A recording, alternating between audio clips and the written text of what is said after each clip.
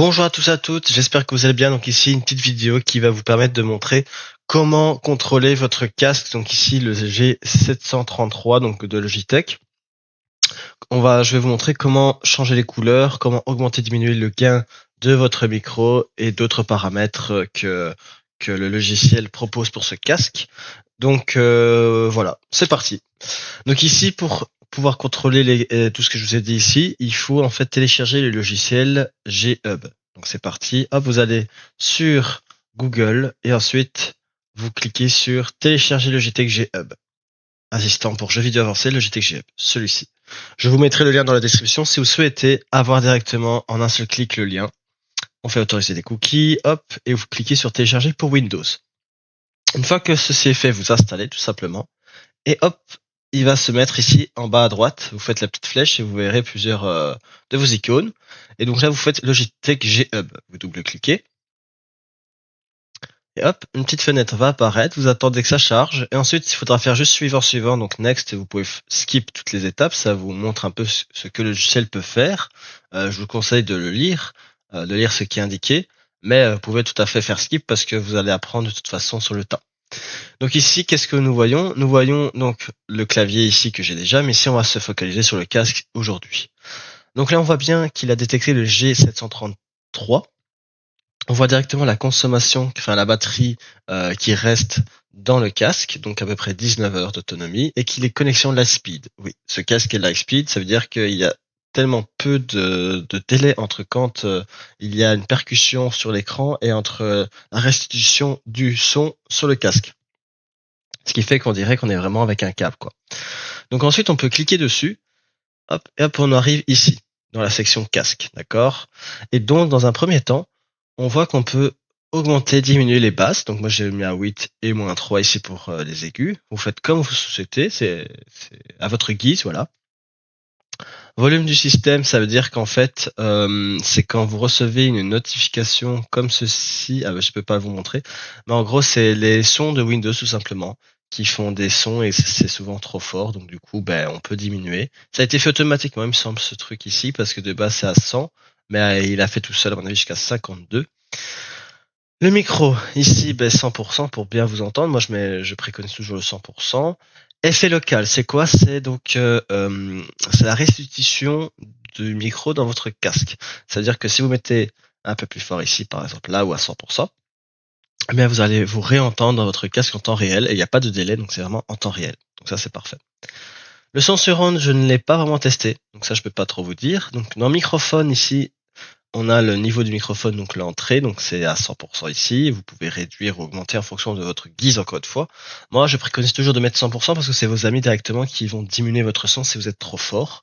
Vous mieux toujours vous entendre trop fort que pas assez et qu'après, les gens doivent vous augmenter. Enfin bref, vous faites comme vous voulez. Moi, j'ai mis 100%. Vous pouvez très bien aussi tester le microphone en cliquant sur ce petit bouton-là. En fait, vous allez parler pendant quelques secondes. Après, vous pouvez vous relire et voir si le son est bon. Si pas, vous pouvez activer l'égaliseur de voix et augmenter la basse, diminuer la moyenne. Voilà, modifier ici les valeurs pour que vous puissiez, pour qu'on puisse mieux vous entendre encore avec plus de, pas forcément de clarté, mais de richesse dans votre voix. Voilà. Ensuite, le Blue Voice, je vous laisse tester tout simplement. Voilà. Affectation. Ici, vous avez des commandes en fait juste à côté de votre casque qui permet par exemple que quand vous allez cliquer dessus, eh ben, vous pouvez augmenter les aigus, diminuer l'entrée audio. euh, Vous avez d'autres commandes ici que je vois ici. Voilà, vous avez des raccourcis pour faire d'autres choses, etc. Ça, je vous laisse checker. C'est pas quelque chose qui m'intéresse forcément. Mais j'imagine que si vous recherchez, ça sera ici. Si vous voulez chercher des informations, ça sera ici. Et donc voilà, vous pouvez faire plusieurs choses ici. Le lighting qui est très intéressant, c'est tout simplement en fait les couleurs de votre casque de gauche et droite. Ici, vous pouvez faire que ça aille de haut en bas. Voilà, l'animation va de haut en bas ou de bas en haut. Donc bas en haut, voilà. Ou alors ici, vous pouvez faire effet et cycle. Vous voyez, il y a cycle ou fixe, c'est genre une seule couleur. Et vous choisissez votre couleur. Pulsation. On va voir ça ensemble. Voilà, ça fait ça. Hop, tout simplement. Échantillonneur d'écran, c'est par rapport à votre écran, tout simplement. Visualizer audio, c'est quand il y a de la musique ou du son, ben, en fait, ça va faire des petits trucs comme les volumes. Vous voyez, quand ça augmente, ben, ça va s'afficher sur le casque. Voilà. Et donc voilà, c'est à peu près tout ce qu'il y a. Donc la fréquence et la luminosité, vous pouvez choisir ici tout simplement. Et encore une fois, la batterie s'affiche, les pourcentages de la batterie s'affichent ici. Chose intéressante, on peut afficher très bien les informations de la batterie en faisant un clic droit juste ici et hop, on voit les pourcentages. Pas besoin d'ouvrir le logiciel à chaque fois. Ok, donc ça c'est très pratique. Après, vous avez les paramètres du dispositif et quand vous arrivez dessus, on voit par exemple que le système, enfin on voit la consommation électrique de chaque chose. Par exemple, le système en lui-même de l'appareil pour qu'il puisse capter le son et le restituer sur vos oreilles. Voilà. Ben, elle consomme 35, l'éclairage 35 aussi. On voit encore combien d'heures il reste. C'est drôle. Ah non, ça c'est la charge maximale, ok.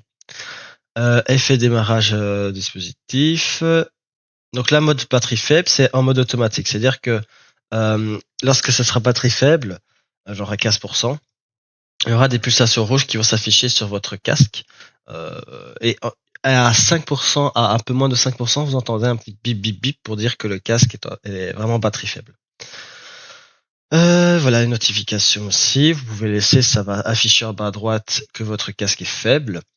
Et ici, voilà, ça on peut laisser tel quel. Mise hors tension après, donc si le casque n'entend pas de son pendant X temps, donc là c'est 15 minutes, le casque va tout simplement se couper. Voilà, pour économiser la batterie et pour ne pas avoir oublié de l'éteindre. Donc voilà, ici on a fait le tour de l'utilisation du casque G733 pour ce cas-ci, mais vous pouvez l'utiliser pour d'autres casques Logitech compatibles avec ce logiciel-là.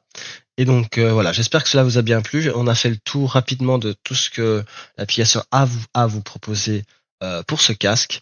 Donc voilà, moi je trouve ça intéressant, bien professionnel et tout, comme on aime chez Logitech.